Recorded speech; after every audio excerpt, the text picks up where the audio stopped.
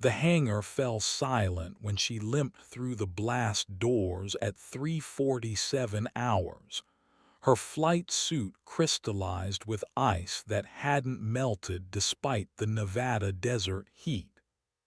Commander Reese Nakamura dropped his coffee mug, the ceramic shattering against concrete as he stared at the woman who shouldn't exist.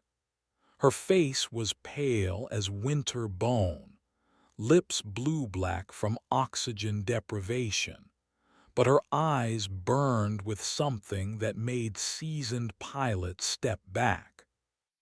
Frost clung to her helmet like spider webs, and when she pulled it off, her dark hair fell in frozen strands around shoulders that trembled not from cold, but from whatever she'd witnessed at 49,000 feet.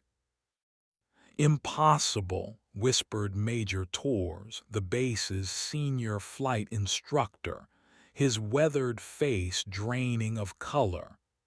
"No one survives ejection at that altitude. The physics alone." She turned toward his voice, and Torres saw the call sign embroidered on her chest. Phantom. But beneath it, scratched into the leather of her flight jacket with what looked like a survival knife, were four letters that made his blood stop. Apex. That was Colonel Marcus Webb's call sign. Webb, who'd been declared killed in action over the Hindu Kush 3 months ago. Webb, whose body was never recovered.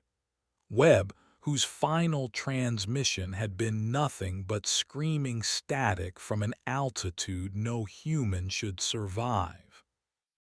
The woman's boots left puddles of melted ice as she approached the debriefing table.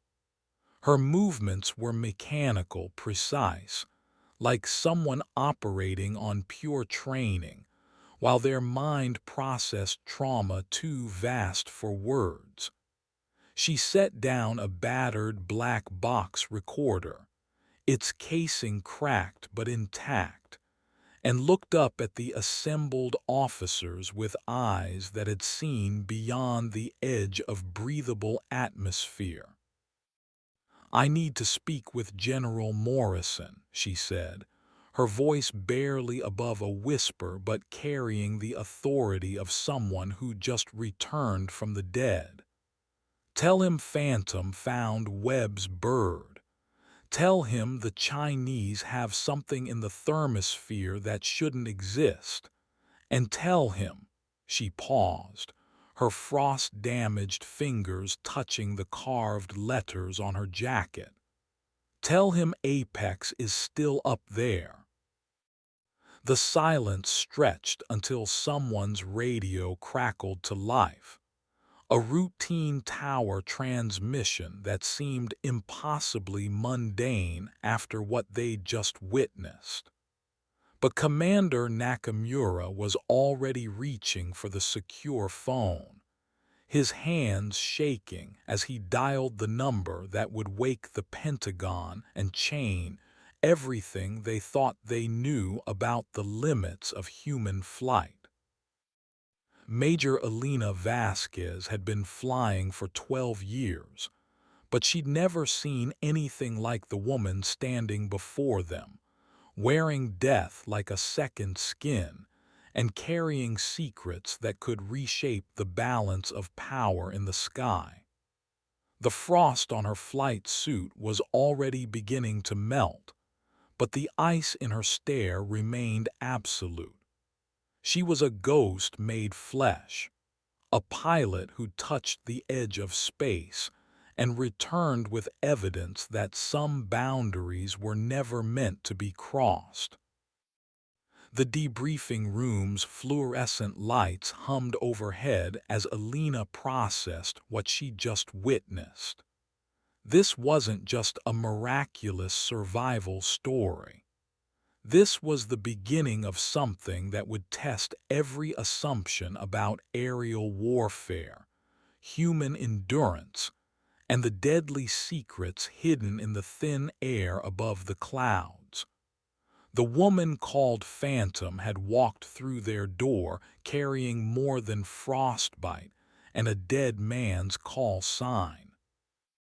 She carried the weight of a truth that would send shockwaves through every military installation from Nevada to the Pentagon.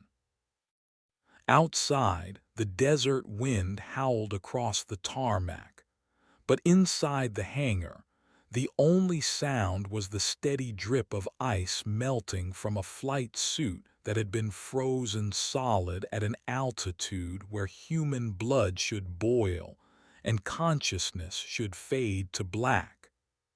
Elena watched the woman's face, searching for answers in those haunted eyes, wondering what kind of pilot could survive the unsurvivable and return to tell about it.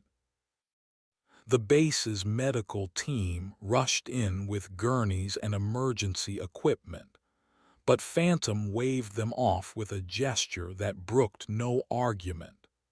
She was here to talk, not to be treated, and something in her posture suggested that whatever had happened at 49,000 feet had changed her on a fundamental level. She'd crossed a line that separated the living from the dead, and she'd brought back proof that the sky above their heads was more dangerous than any of them had imagined. General Morrison arrived within the hour, his sedan kicking up dust as it raced across the tarmac. He was a man who'd seen combat in 3 different theaters, but even he paused at the threshold of the debriefing room, taking in the scene before him. The woman at the center of it all sat perfectly still, her back straight despite obvious injuries, her eyes fixed on something beyond the concrete walls. She was a pilot who'd flown beyond the edge of the world and somehow found her way back. "Phantom," he said, his voice carrying the weight of rank and recognition. "I thought you were dead." She looked up at him, and for the first time since she'd walked through the blast doors, something resembling emotion flickered across her features. "So did I, sir. But Apex was still transmitting when I found him. He had a message for you." Morrison's face went pale. Marcus Webb had been his wingman in the Gulf War, his best friend and his greatest rival. The man who'd earned the call sign Apex by flying higher and faster than anyone thought possible. If Webb had somehow survived his aircraft's destruction over Afghanistan, if he was still alive in whatever hell existed at the edge of space, then everything they'd accepted about his death was wrong. "What did he say?" Morrison asked, his voice barely steady. Phantom reached into her survival vest and pulled out a small device, its surface blackened by extreme temperature but still functional. She pressed a button, and through the static came a voice that made everyone in the room freeze. It was Webb's voice, distorted by distance and desperation, but unmistakably his. "Tell Morrison the dragons have teeth. Tell him they're coming down. Tell him the sky isn't safe anymore." The recording ended, leaving only the hum of fluorescent lights and the sound of grown men trying to process what they'd just heard.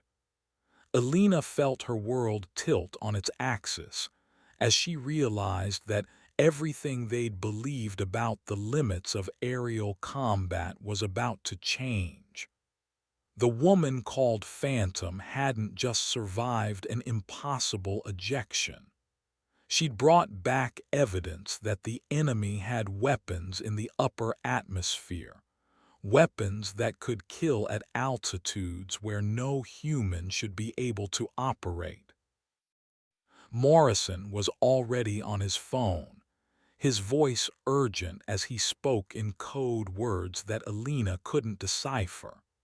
But she understood the gravity in his tone, the way his shoulders tensed as he conveyed information that would ripple through the chain of command like shock waves.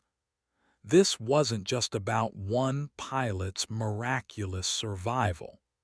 This was about a new kind of warfare, fought in the thin air above the clouds where the rules of engagement had no meaning and human endurance meant nothing. The medical team finally convinced Phantom to accept treatment, but she refused to leave the debriefing room. She sat on the examination table while a doctor checked her for signs of decompression sickness, her eyes never leaving the faces of the pilots around her. Alina could see the weight of command in those eyes, the burden of knowledge that came with being the sole survivor of something that should have killed her. "How high were you when you ejected?" Alina asked, unable to contain her curiosity any longer. Phantom's gaze shifted to her, and Alina felt a chill that had nothing to do with the air conditioning. 52,000 feet. My bird was breaking apart, systems failing, but I had to stay with it long enough to get a visual on what took down Webb's aircraft. What I saw up there, she paused, her fingers unconsciously tracing the carved letters on her jacket. It wasn't designed by human hands. The words hung in the air like a death sentence, each syllable carrying implications that made Alina's blood run cold. If the enemy had developed technology that could operate at altitudes where human pilots couldn't survive, then the balance of power in aerial warfare had just shifted dramatically. The sky, which had always been humanity's domain, was no longer safe. Tor stepped forward, his weathered face grim. "What exactly did you see, Phantom? We need details." She closed her eyes, and for a moment Alina thought she might refuse to answer. But when she opened them again, there was a resolve there that spoke of a pilot who'd faced death and chosen to fight rather than surrender. "I saw something that moved like it was alive, something that didn't follow the laws of physics as we understand them. It was hunting Webb's aircraft, playing with it like a cat with a mouse. And when it finished with him, it turned its attention to me."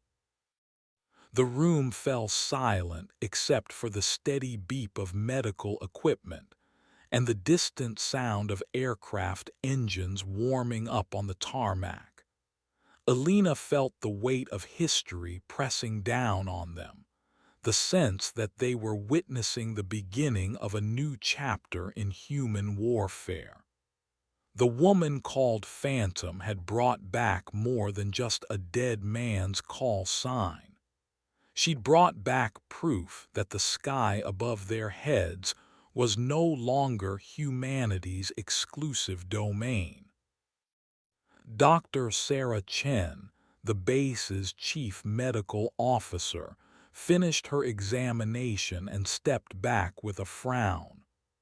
"Her vitals are stable, but she's showing signs of severe atmospheric decompression. The fact that she's conscious, much less coherent, is medically impossible. No human should be able to survive what she's describing."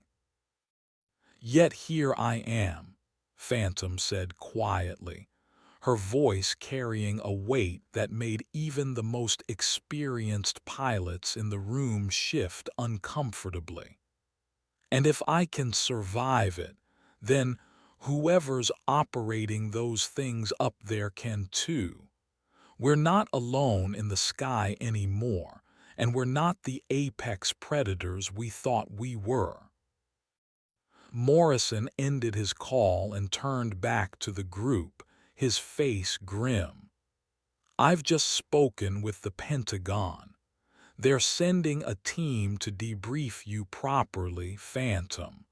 But first, I need to know everything you can tell us about what you saw. Every detail, no matter how impossible it seems. She nodded, her expression hardening into something that Alina recognized as battle-tested determination. I saw the future of warfare, General, and it's not pretty. The enemy has moved beyond conventional aircraft, beyond anything we've developed. They're operating in the thermosphere, using technology that defies our understanding of aerodynamics. And they're using it to hunt our pilots like animals. The words hit the room like a physical blow, each one carrying the weight of revelation and terror. Alina felt her world shift as she processed the implications. If the enemy had developed aircraft that could operate at altitudes where human pilots couldn't survive, then every mission from now on would be a suicide run. The sky, which had been humanity's domain for over a century, was no longer safe. Tors moved to the tactical display board, his fingers tracing flight patterns and altitude markers. If what you're saying is true, then we need to completely rethink our approach to aerial combat. Our current aircraft can't operate effectively above 50,000 feet, and our pilots can't survive ejection at those altitudes. We're talking about a fundamental shift in the nature of warfare. Phantom stood up from the examination table, her movements careful but determined. It's not just about altitude, Major. It's about capability. What I saw up there moved in ways that violated every law of physics I know.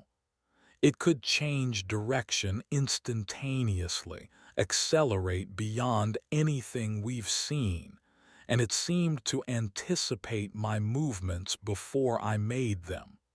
We're not just outmatched, we're obsolete. The weight of her words settled over the room like a shroud, each syllable carrying the gravity of obsolescence and the terror of technological superiority. Alina felt a chill that had nothing to do with the air conditioning, as she realized that everything she'd trained for, everything she'd believed about air superiority, had just become meaningless. The sky above their heads was no longer humanity's domain. Morrison was already planning, his mind working through the implications of what Phantom had revealed. We need to get you to Edwards immediately. The test pilots there need to hear this firsthand. If we're going to develop countermeasures, we need to understand exactly what we're up against. Sir, Phantom said, her voice carrying a note of urgency that made everyone in the room stop and listen. There's something else. Before my aircraft went down, I picked up radio chatter. It wasn't in any language I recognized, but the pattern was familiar. It was tactical communication, coordination between multiple units. Whatever took down Webb's bird, it wasn't acting alone. The silence that followed was deafening, broken only by the distant sound of aircraft engines and the steady hum of electronic equipment. Alina felt the weight of revelation pressing down on them, the understanding that they were facing not just a new technology but a coordinated enemy presence in the upper atmosphere. The sky, which had always been their sanctuary, their domain of superiority, was now a hunting ground where they were the prey. Dr. Chen checked her readings one more time, her expression growing more puzzled by the minute. I'm seeing cellular damage consistent with extreme altitude exposure, but her recovery rate is unprecedented. It's as if her body has adapted to conditions that should be fatal.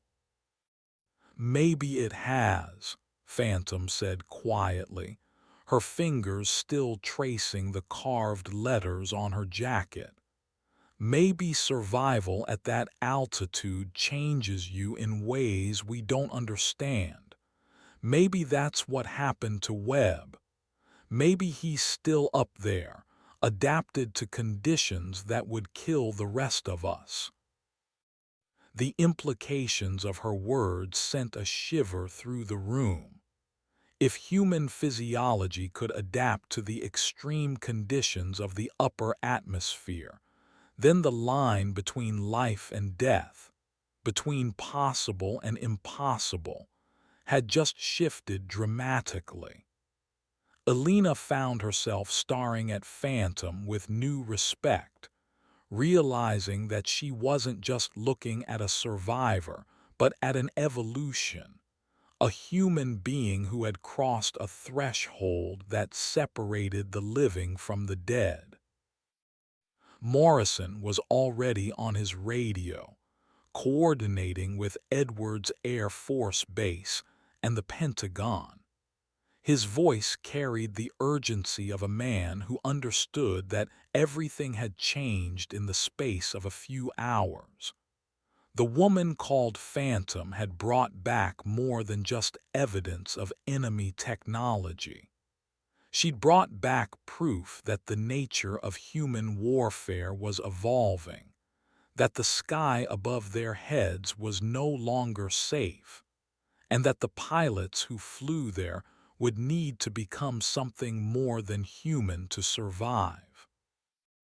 The debriefing continued for hours, but Alina found herself watching Phantom more than listening to the technical details. There was something in the woman's posture, in the way she held herself, that spoke of a transformation that went beyond physical survival. She'd been to the edge of space and back, and she'd brought with her a wisdom that came from seeing the future of warfare firsthand. As the sun rose over the Nevada desert, painting the sky in shades of gold and crimson, Alina realized that they were all witnesses to history. The woman called Phantom had walked through their door carrying frost and secrets, and she'd changed everything they thought they knew about the limits of human flight. The sky above their heads was no longer humanity's exclusive domain, and the pilots who flew there would need to become something more than human to survive. The story of Phantom's survival would spread through military channels like wildfire, carrying with it the weight of revelation and the terror of technological obsolescence. But more than that, it would carry the hope that human ingenuity and determination could overcome even the most impossible odds. The woman who'd walked through their door with Frostbite and a dead man's call sign had proven that the line between possible and impossible was thinner than anyone had imagined. Elena watched as Phantom was escorted to a waiting aircraft, her figure silhouetted against the rising sun.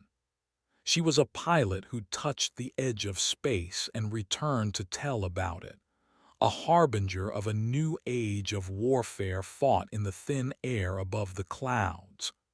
The sky would never be the same, and neither would the pilots who flew there.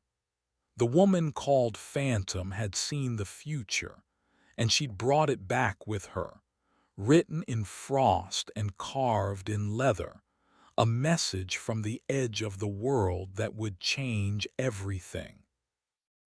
The transport aircraft lifted off at dawn, carrying Phantom toward Edwards Air Force Base and the next phase of her impossible journey. Elena stood on the tarmac, watching the plane disappear into the morning sky, and wondered what other secrets were hidden in the thin air above the clouds. The woman who'd walked through their door with Frostbite and a dead man's call sign had opened a door to a new kind of warfare, and there was no going back. Inside the aircraft, Phantom sat in silence, her eyes fixed on the horizon as they climbed toward cruising altitude. She was a pilot who'd been to the edge of space and back, a survivor who'd brought back evidence that the sky above their heads was no longer safe. The frost on her flight suit had melted, but the ice in her stare remained absolute. She was carrying more than just a dead man's call sign. She was carrying the weight of a truth that would reshape the future of human warfare. The military transport banked east toward California, its engines cutting through the morning air with mechanical precision. In the cabin, Phantom closed her eyes and tried to shut out the memory of what she'd seen at 52,000 feet. But the images remained, burned into her consciousness like brands. The impossible movements of the enemy aircraft, the way it had hunted Webb's bird with predatory intelligence, the sound of his final transmission as he tried to warn them about the dragons in the sky. She opened her eyes and stared out the window at the endless expanse of desert below, remembering the last time she'd flown this route. It had been 3 months ago, when she'd been Lieutenant Commander Reese Nakamura, one of the Navy's most promising test pilots. Before the mission that had changed everything, before the encounter that had transformed her from a skilled aviator into something else entirely, before she'd become Phantom, the pilot who'd survived the unsurvivable and returned to tell about it. The aircraft leveled off at 35,000 feet, well below the altitude where she'd encountered the enemy technology. But even here, in the relative safety of commercial airspace, she could feel the weight of what lay above them. The thermosphere, where the air was too thin for conventional aircraft and too hostile for human survival, had become a battleground, and humanity was losing. Edwards Air Force Base appeared on the horizon like a mirage, its runways stretching across the Mojave Desert like concrete rivers. This was where the future of aviation was born, where test pilots pushed the boundaries of human flight and paid the price in blood and courage. If anyone could understand what she'd experienced, it would be the pilots who flew here, the ones who made their living dancing on the edge of the impossible. The transport touched down with a gentle thump, its wheels kissing the runway in a perfect landing that reminded Phantom of her own flying days. But those days seemed like a lifetime ago now, separated from the present by an experience that had changed her on a fundamental level. She was no longer just a pilot.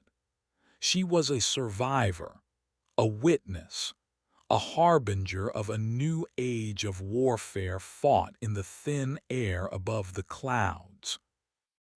Colonel James Mitchell was waiting for her on the tarmac, his weathered face grim as he watched her disembark.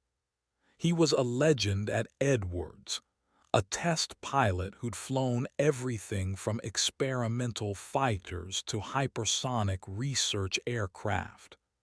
If anyone could understand what she'd been through, it would be him. But even he seemed unsettled by her appearance, by the weight of secrets she carried in her eyes. "Phantom," he said, his voice carrying the respect due to a pilot who'd survived the impossible. "I've read the preliminary reports. What you've described. It changes everything we thought we knew about aerial warfare." She nodded, her expression hardening into something that spoke of battles fought and won at altitudes where human blood should boil. "It's worse than the reports suggest, Colonel. What I saw up there wasn't just advanced technology. It was something that operated beyond the laws of physics as we understand them, and it was hunting us." Mitchell led her toward the test pilot facility, his stride quick and purposeful. "The Pentagon has authorized a full investigation. We're going to need every detail you can provide, every observation, every measurement. If we're going to develop countermeasures, we need to understand exactly what we're up against." The facility was a maze of hangars and laboratories, each one dedicated to pushing the boundaries of human flight. But as they walked through the corridors, Phantom couldn't shake the feeling that all of this was about to become obsolete. The enemy had moved beyond conventional aircraft, beyond anything human ingenuity had produced. They were operating in the thermosphere, using technology that defied understanding, and they were using it to hunt human pilots like animals. In the briefing room, a team of engineers and test pilots waited for her testimony. They were the best of the best, the ones who made their living testing aircraft that existed only in the dreams of designers and the nightmares of enemies. But even they seemed unsettled by what they were about to hear, by the implications of her survival and the secrets she'd brought back from the edge of space. "Before we begin," Mitchell said, his voice carrying the weight of command, "I want you to know that everything you tell us will be classified at the highest levels. What you've experienced, what you've seen, it could change the balance of power in aerial warfare. We need to understand it before our enemies do." Phantom took her seat at the conference table, her eyes scanning the faces of the assembled pilots and engineers. These were people who understood the risks of flying at the edge of human capability, who knew that every test flight could be their last. But what she was about to tell them would challenge everything they thought they knew about the limits of human flight. The aircraft I encountered moved in ways that violated every law of physics I know, she began, her voice steady despite the weight of what she was revealing. It could change direction instantaneously, accelerate beyond anything we've seen, and it seemed to anticipate my movements before I made them. It wasn't just advanced technology. It was something that operated on principles we don't understand. The room fell silent as the implications of her words sank in. If the enemy had developed aircraft that could operate beyond the laws of physics, then humanity's dominance in the sky was over. The balance of power had shifted, and they were on the losing side. Dr. Amanda Foster, the base's chief aeronautical engineer, leaned forward in her chair. Can you describe the aircraft's appearance? Any visual details that might help us understand its design principles? Phantom closed her eyes, remembering the moment when she'd first seen the enemy aircraft. It had been like looking at a nightmare made real, a machine that defied every assumption about aerodynamics and propulsion. It was unlike anything I've ever seen. No wings, no visible propulsion system, no control surfaces. It moved like it was alive, like it was part of the sky itself. The silence that followed was deafening, broken only by the scratch of pens on paper as the engineers took notes. Phantom could see the disbelief in their eyes, the struggle to reconcile what she was telling them with everything they knew about aircraft design. But she also saw something else, the beginning of understanding, the recognition that they were facing an enemy that had moved beyond conventional technology. Major Patricia Vance, one of Edward's most experienced test pilots, spoke up. How did you survive ejection at that altitude? The atmospheric pressure alone should have killed you. I don't know, Phantom admitted, her fingers unconsciously tracing the carved letters on her jacket. By all rights, I should be dead. But when I ejected, something changed. It was like my body adapted to the conditions, like it found a way to survive in an environment that should have been fatal. The medical implications of her statement sent a ripple of excitement through the room. If human physiology could adapt to the extreme conditions of the upper atmosphere, then the possibilities for high-altitude flight were limitless. But the cost of such adaptation was unknown, and the risks were enormous. Dr. Michael Chen, the base's chief medical officer, made a note on his tablet. We'll need to run comprehensive tests to understand what happened to you physically. If your body has adapted to high-altitude conditions, it could revolutionize our approach to aerospace medicine. There's something else, Phantom said, her voice carrying a note of urgency that made everyone in the room pay attention. Before my aircraft went down, I picked up radio chatter. It wasn't in any language I recognized, but the pattern was familiar. It was tactical communication, coordination between multiple units. Whatever I encountered wasn't acting alone. The implications of her words hit the room like a physical blow.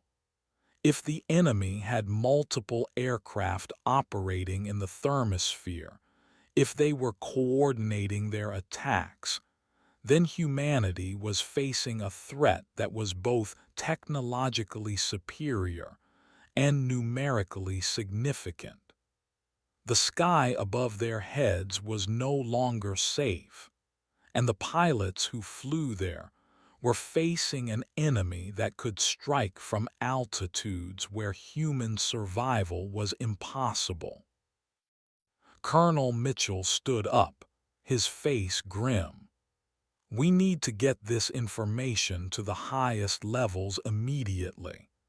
If what you're describing is accurate, then we're looking at a fundamental shift in the nature of warfare. The enemy has achieved aerial superiority at altitudes where we can't operate, and they're using it to hunt our pilots. "Sir," Phantom said, her voice steady despite the weight of what she was revealing, "there's one more thing. The aircraft I encountered, it didn't just hunt my plane. It studied me. It was learning my tactics, my capabilities, my limitations. It was gathering intelligence for something bigger." The room fell silent as the full scope of the threat became clear. The enemy wasn't just testing new technology. They were preparing for a larger conflict, one that would be fought at altitudes where human pilots couldn't survive. The sky above their heads was no longer humanity's domain, and the balance of power in aerial warfare had shifted dramatically. As the debriefing continued, Phantom found herself remembering the last moments of her encounter with the enemy aircraft. It had been playing with her, testing her limits, studying her reactions. And when it had finished its analysis, it had simply disappeared, vanishing into the thin air of the thermosphere like a ghost. She'd been allowed to survive, allowed to return with her testimony, for a reason that she was only beginning to understand. The enemy wanted them to know. They wanted humanity to understand that the sky was no longer safe, that the age of human aerial dominance was over, and they'd chosen her as their messenger, the pilot who'd survived the unsurvivable and returned to tell about it. She was Phantom, the ghost who'd walked through their door with frostbite and a dead man's call sign, carrying the weight of a truth that would change everything.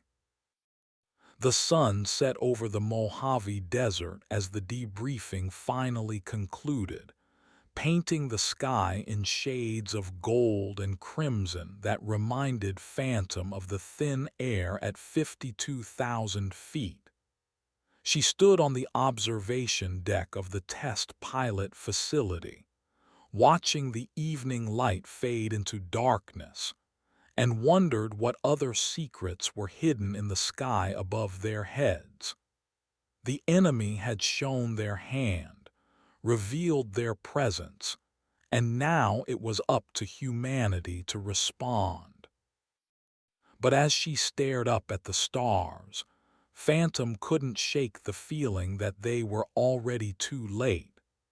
The enemy had been operating in the thermosphere for months, maybe years, perfecting their technology and studying human tactics. They'd chosen their moment to reveal themselves, and they'd done it with devastating precision.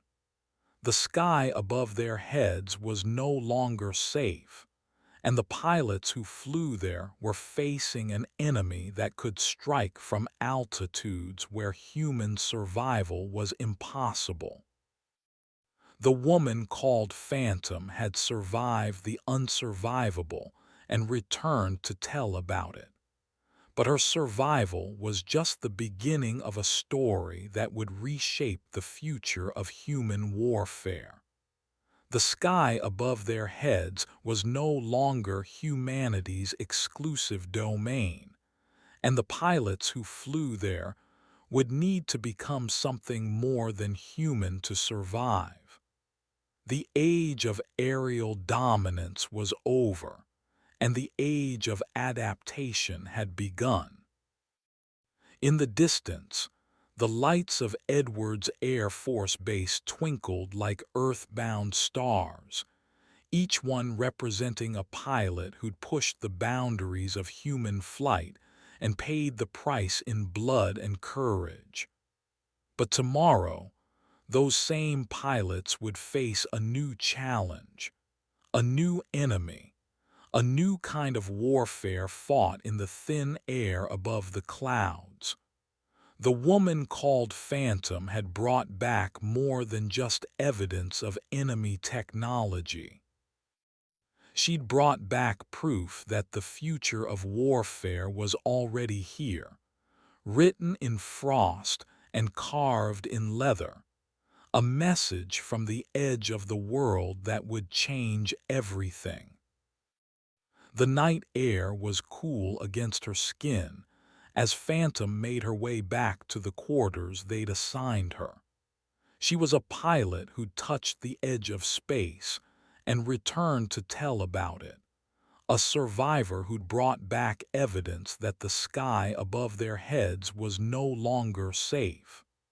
The frost on her flight suit had melted, but the ice in her stare remained absolute.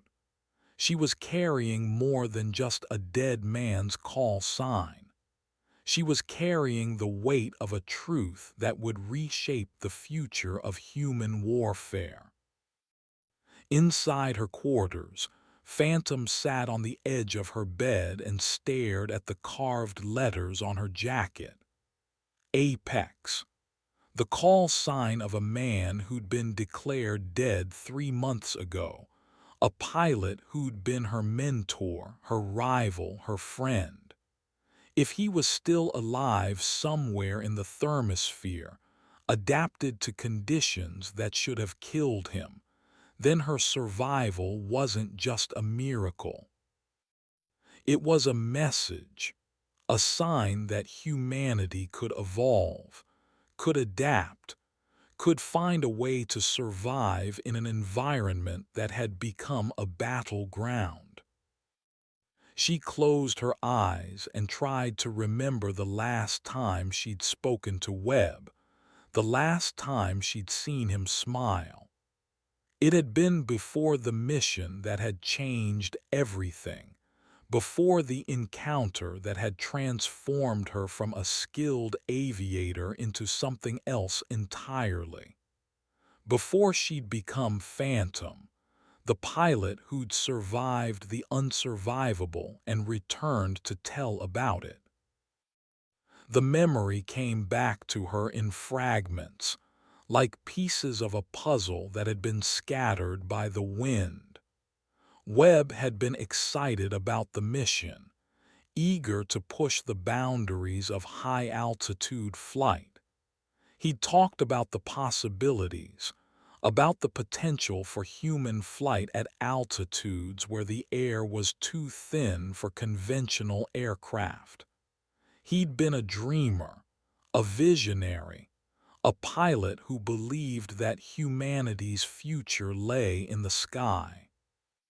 But he'd also been a realist, a man who understood the risks of flying at the edge of human capability. He'd known that every test flight could be his last, that every mission was a gamble with death. And when he'd encountered the enemy aircraft in the thermosphere, he'd paid the ultimate price for his vision. Or had he? The recording she'd brought back suggested that he was still alive, still transmitting, still fighting. If that was true, then her survival wasn't just a miracle. It was a sign that humanity could evolve, could adapt, could find a way to survive in an environment that had become a battleground. Phantom opened her eyes and looked out the window at the star-filled sky. Somewhere up there, beyond the reach of conventional aircraft, the enemy was waiting. They'd revealed their presence, shown their hand, and now it was up to humanity to respond. The sky above their heads was no longer safe, and the pilots who flew there were facing an enemy that could strike from altitudes where human survival was impossible. But she'd survived. She'd been to the edge of space and back, and she'd brought with her proof that the line between possible and impossible was thinner than anyone had imagined. The woman called Phantom had walked through their door with Frostbite and a dead man's call sign, carrying the weight of a truth that would change everything. The sky would never be the same, and neither would the pilots who flew there. As she drifted off to sleep, Phantom dreamed of the thermosphere, of the thin air at 52,000 feet, of the enemy aircraft that had hunted her like a predator. But she also dreamed of Webb, of his voice on the radio, of the possibility that he was still alive somewhere in the hostile environment above the clouds. The woman called Phantom had seen the future of warfare, and she'd brought it back with her, written in frost and carved in leather, a message from the edge of the world that would change everything. The morning came too soon, bringing with it the harsh reality of a world where the sky was no longer safe. Phantom woke to the sound of aircraft engines warming up on the tarmac, a familiar sound that had once brought her comfort but now filled her with unease. The enemy was up there, waiting, watching, learning, and humanity was running out of time to respond. She dressed quickly and made her way to the briefing room, where Colonel Mitchell was waiting with a team of engineers and test pilots. They were the best of the best, the ones who made their living testing aircraft that existed only in the dreams of designers and the nightmares of enemies. But even they looked unsettled by what they were about to discuss, by the implications of her survival and the secrets she'd brought back from the edge of space. "We've analyzed the recording you brought back," Mitchell said, his voice carrying the weight of command. "The voice pattern matches Webb's, but the environmental conditions suggest he's operating at an altitude where human survival should be impossible. We need to understand how he's doing it, and we need to figure out how to get him back." Phantom nodded, her expression hardening into something that spoke of battles fought and won at altitudes where human blood should boil. "He's not just surviving, Colonel. He's adapting. The human body can change in ways we don't understand when it's exposed to extreme conditions. And if he's been up there for 3 months, he's learned things that we need to know." The implications of her words sent a ripple of excitement through the room. If human physiology could adapt to the extreme conditions of the upper atmosphere, then the possibilities for high-altitude flight were limitless. But the cost of such adaptation was unknown, and the risks were enormous. Dr. Foster leaned forward in her chair. "We're working on a new generation of aircraft designed to operate at extreme altitudes. But we need test pilots who can survive the conditions, who can adapt to the environment. Based on what you've told us, you might be the only person who can do it." "What are you asking me to do?" Phantom said, though she already knew the answer. They wanted her to go back up there, to return to the thin air at 52,000 feet, to face the enemy aircraft that had hunted her like a predator. They wanted her to become something more than human, to evolve into a pilot who could survive in an environment that should be fatal. "We're asking you to save humanity's future in the sky," Mitchell said quietly. "The enemy has achieved aerial superiority at altitudes where we can't operate. If we're going to fight back, we need pilots who can survive up there. We need you to show us how." The weight of his words settled over the room like a shroud, each syllable carrying the gravity of responsibility and the terror of sacrifice. Phantom felt the familiar chill of pre-flight nerves, the mixture of excitement and fear that came with pushing the boundaries of human flight. But this was different. This wasn't just about testing new technology or breaking altitude records. This was about the future of warfare, about humanity's survival in an environment that had become a battleground.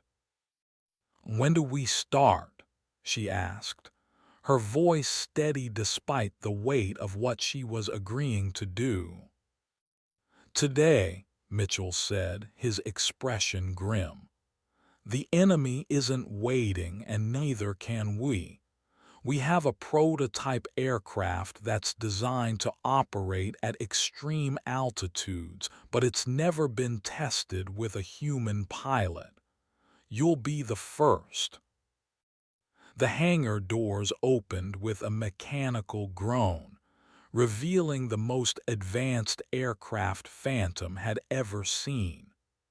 The X-47 Wraith looked like something from a science fiction movie, its sleek black hull reflecting the morning light like polished obsidian. There were no conventional wings, no visible propulsion system, no control surfaces that she could identify.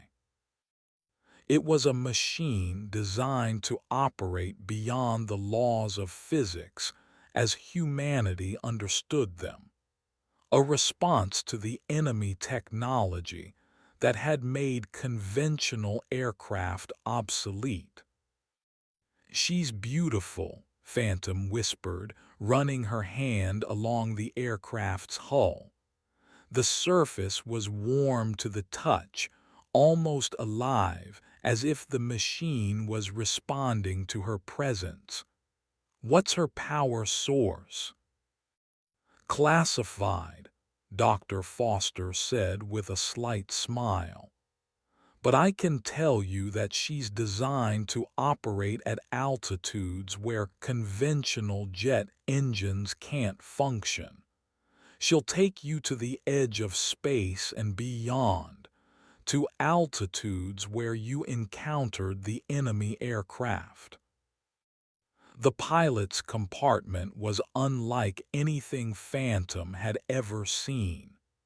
Instead of conventional controls, there were neural interface ports, biometric sensors, and displays that seemed to respond to her thoughts.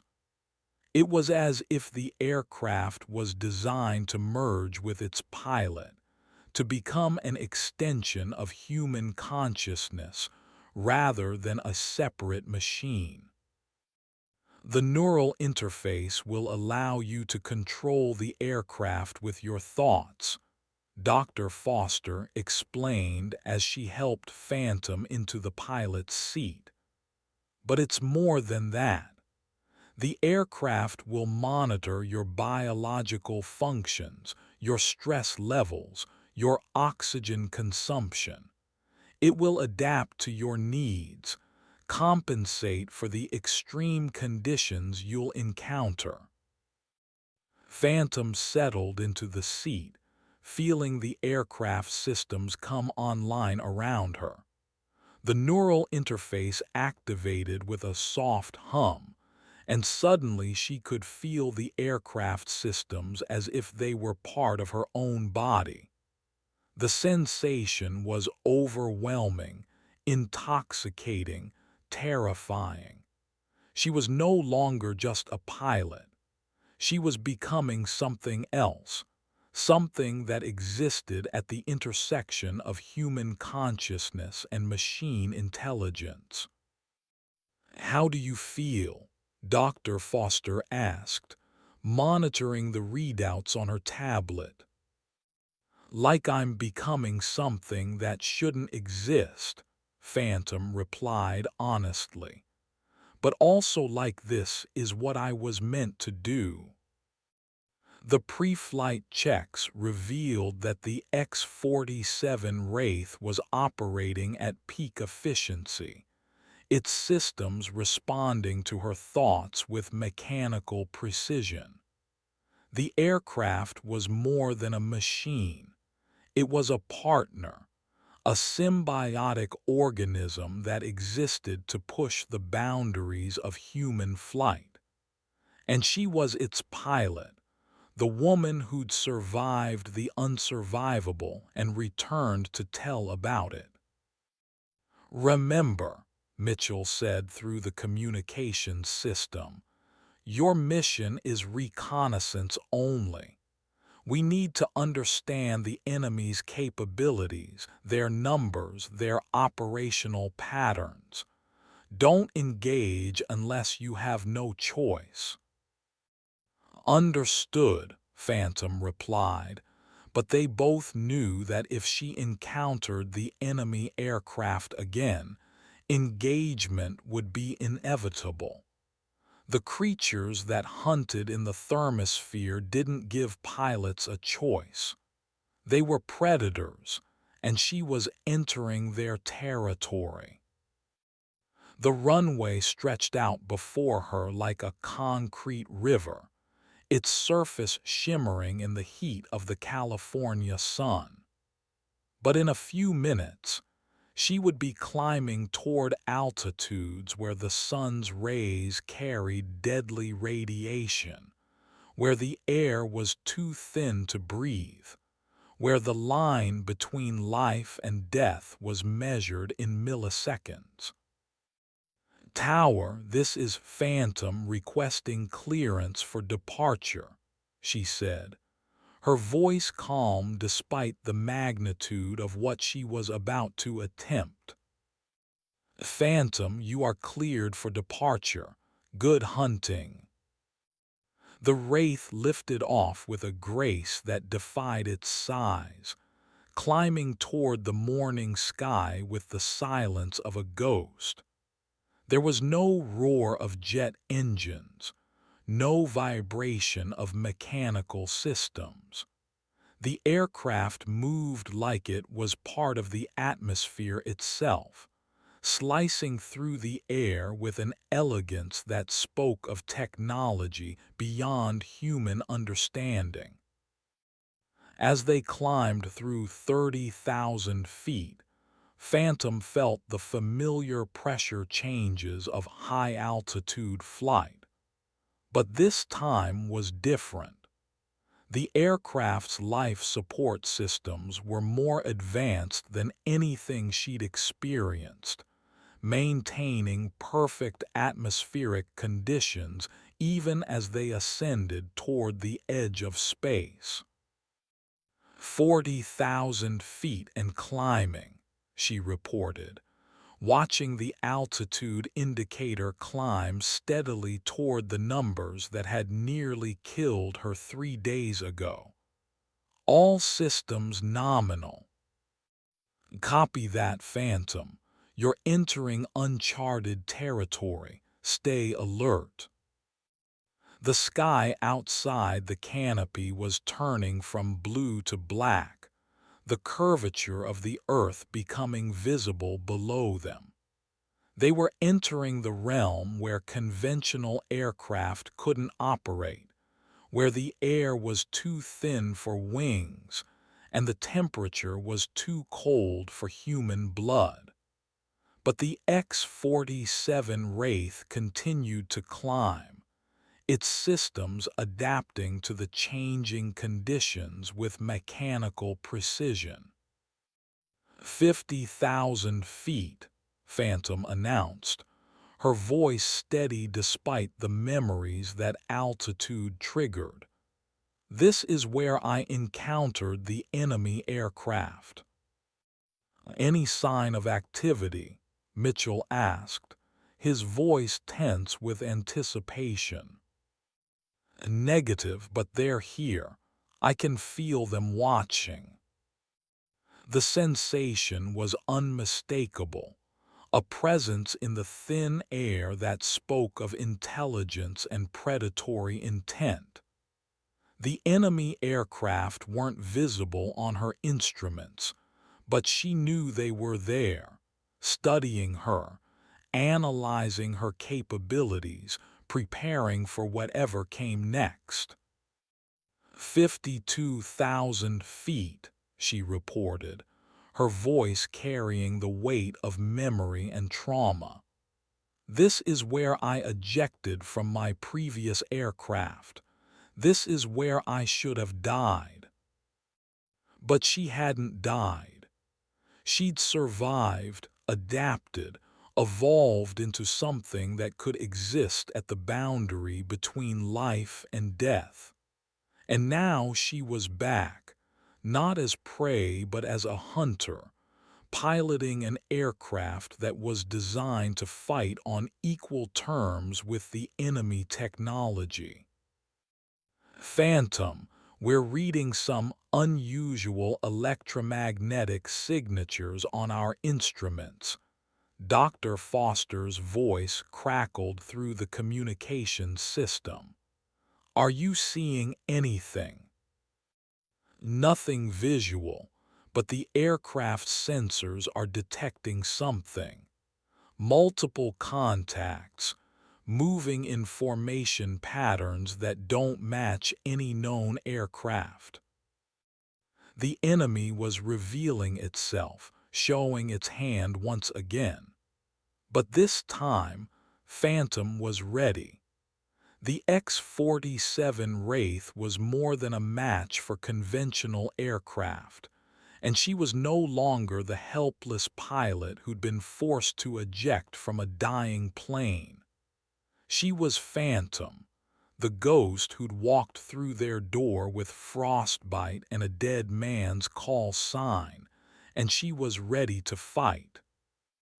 Contact, she announced, her voice calm despite the adrenaline surging through her system. Multiple enemy aircraft bearing 270. They're moving to intercept. The enemy aircraft materialized out of the thin air like nightmares made real, their forms shifting and changing in ways that violated every law of physics. They moved with predatory grace, circling her position like sharks around wounded prey. But she was no longer wounded. She was armed with technology that could match their capabilities, and she was ready to test it. Phantom, you are weapons free. Engage at your discretion. The first enemy aircraft dove toward her position with impossible speed, its form shifting and changing as it attacked.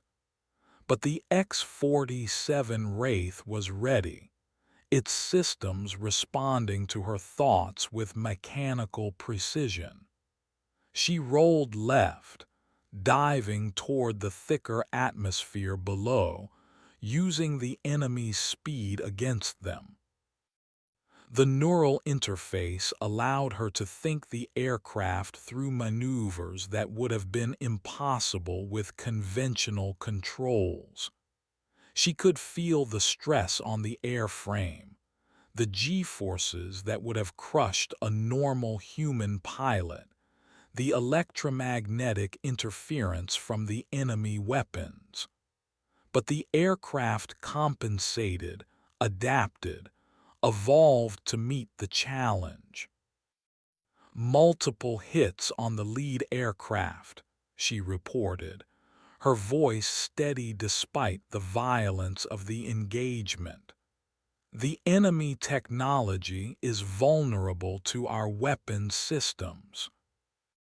But even as she spoke, more enemy aircraft appeared on her sensors, rising from the depths of the thermosphere like vengeful spirits.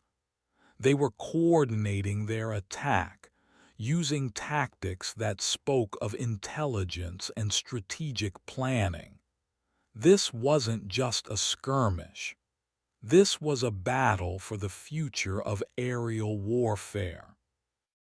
Phantom, you have more contacts incoming from multiple vectors. Recommend you disengage and return to base. Negative, she replied, banking hard to avoid an enemy weapon that turned the air around her into plasma. I'm not running from these things again. This ends here. The battle raged across the thin air of the thermosphere, a dance of death played out at altitudes where human survival should be impossible.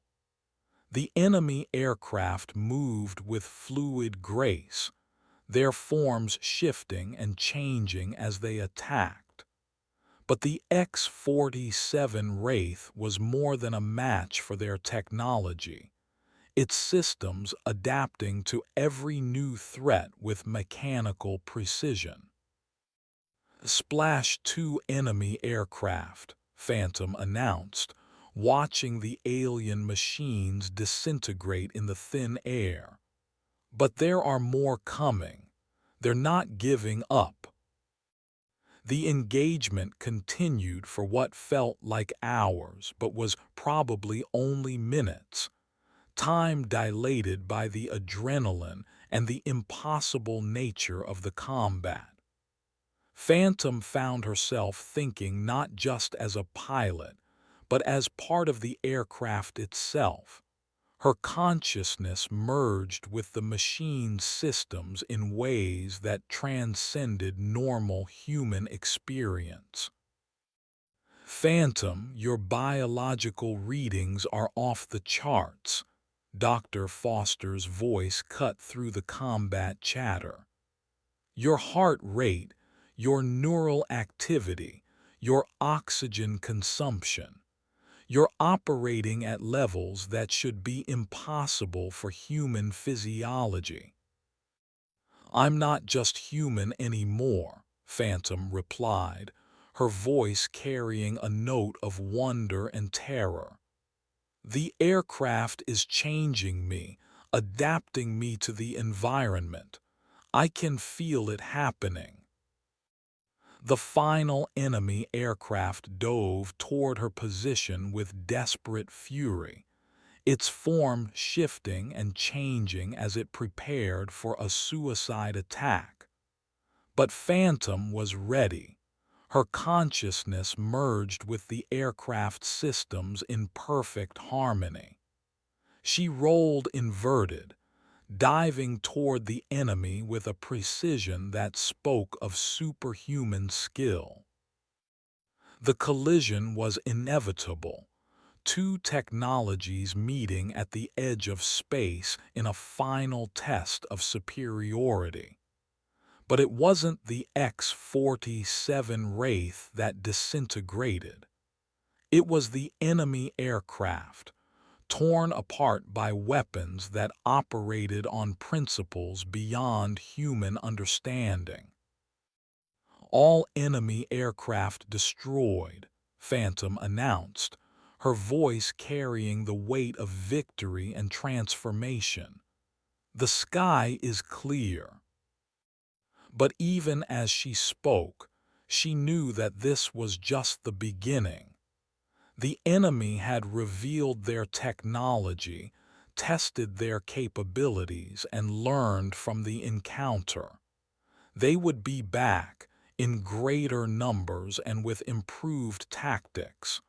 The war for the sky had just begun.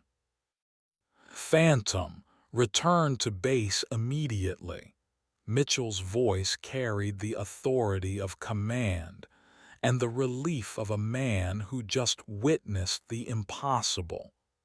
We need to debrief you on what just happened. Copy that, she replied, but her voice carried a note of sadness that surprised her. She was leaving the realm where she'd been transformed, returning to the world of normal human limitations. The thin air of the thermosphere had become her element, the place where she could exist as something more than human. The descent was smooth, the X-47 Wraith handling the transition from the edge of space to normal atmosphere with mechanical precision. But Phantom could feel the change in herself, the way her enhanced capabilities were fading as she returned to altitudes where normal human physiology could function. Edwards Tower, this is Phantom requesting clearance to land, she said, her voice carrying the weight of transformation and loss. Phantom, you are cleared to land. Welcome back. The runway appeared below them like a concrete lifeline, solid and real after the ethereal combat of the thermosphere.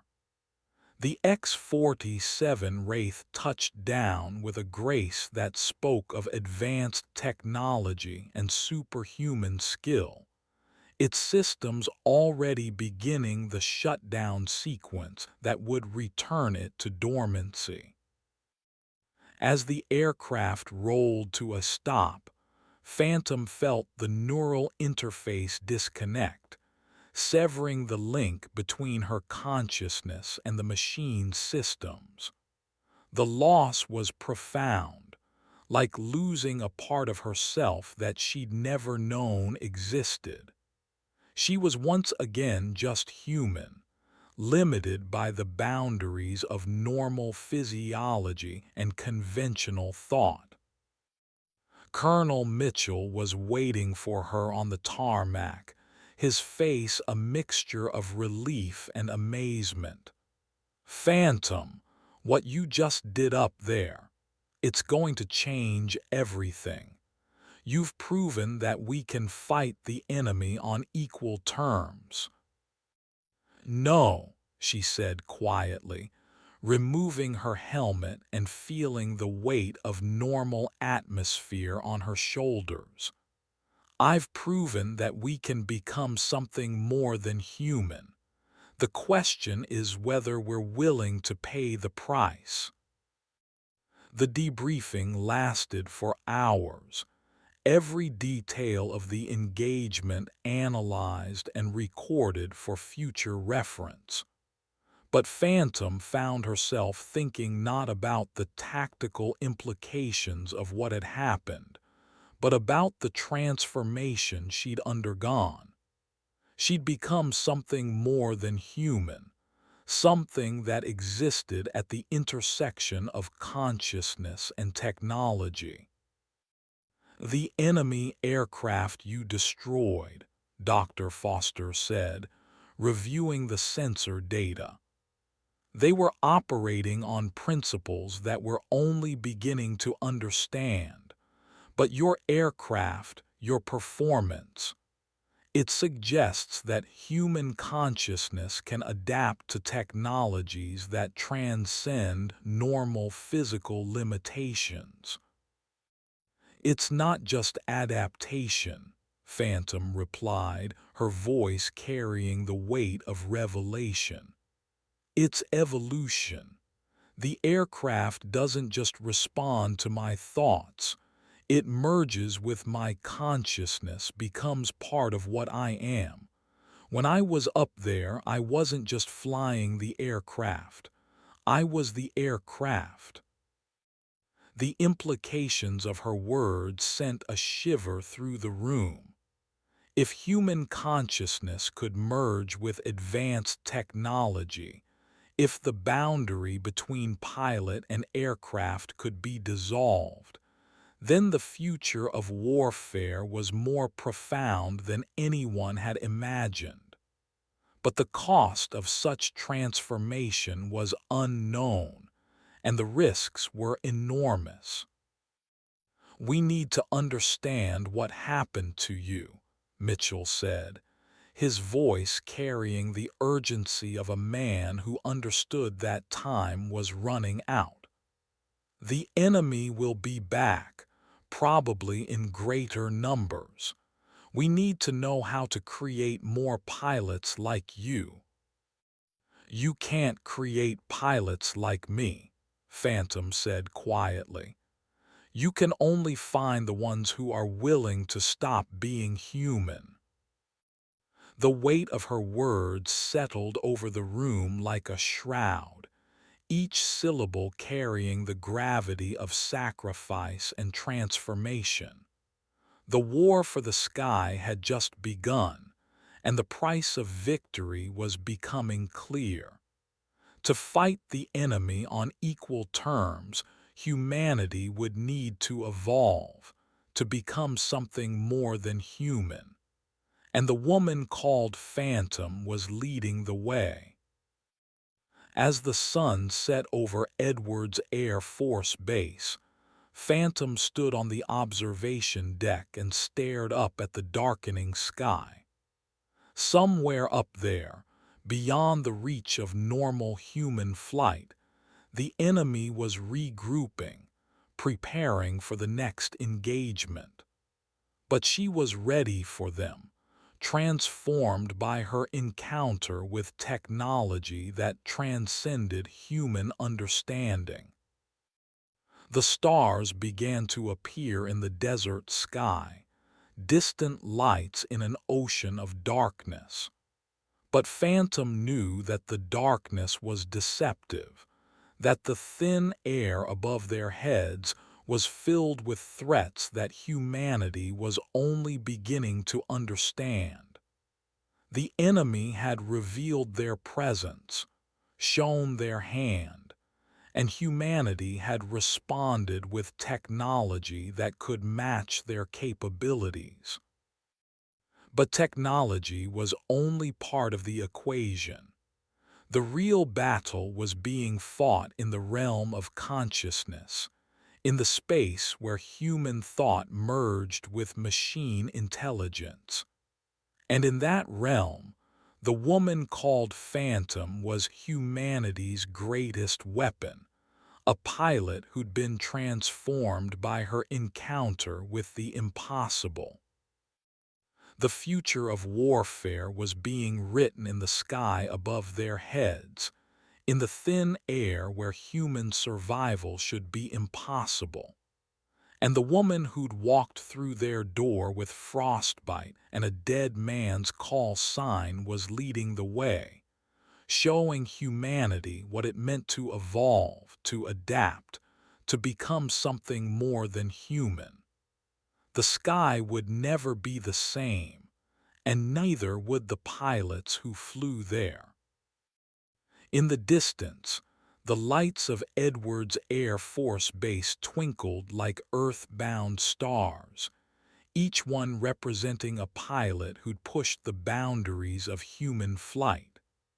But tomorrow, those same pilots would face a new reality, a new kind of warfare fought in the realm where consciousness and technology merged. The woman called Phantom had shown them the way, and now it was up to them to follow. The night air was cool against her skin as Phantom made her way back to her quarters, but she carried with her the warmth of transformation, the knowledge that she'd become something more than human. The frost on her flight suit had melted long ago, but the ice in her stare remained, a reminder of the prices paid and the battles won at the edge of space. She was no longer just a pilot. She was an evolution, a harbinger of humanity's future in the sky. The woman called Phantom had touched the edge of space and returned to tell about it. But more than that, she'd shown humanity what it meant to adapt, to evolve, to become something capable of surviving in an environment that should be fatal. The war for the sky had just begun, and the battle lines were being drawn in the thin air above the clouds. But humanity had a weapon that the enemy couldn't anticipate, couldn't counter, couldn't understand. They had pilots who were willing to stop being human, to become something more, to evolve into the guardians of the sky. And leading them all was the woman called Phantom, the ghost who'd walked through their door with frostbite and a dead man's call sign, carrying the weight of transformation and the promise of evolution. The sky would never be the same, and neither would the species that claimed it as their domain. The age of human flight was over. The age of transcendence had begun.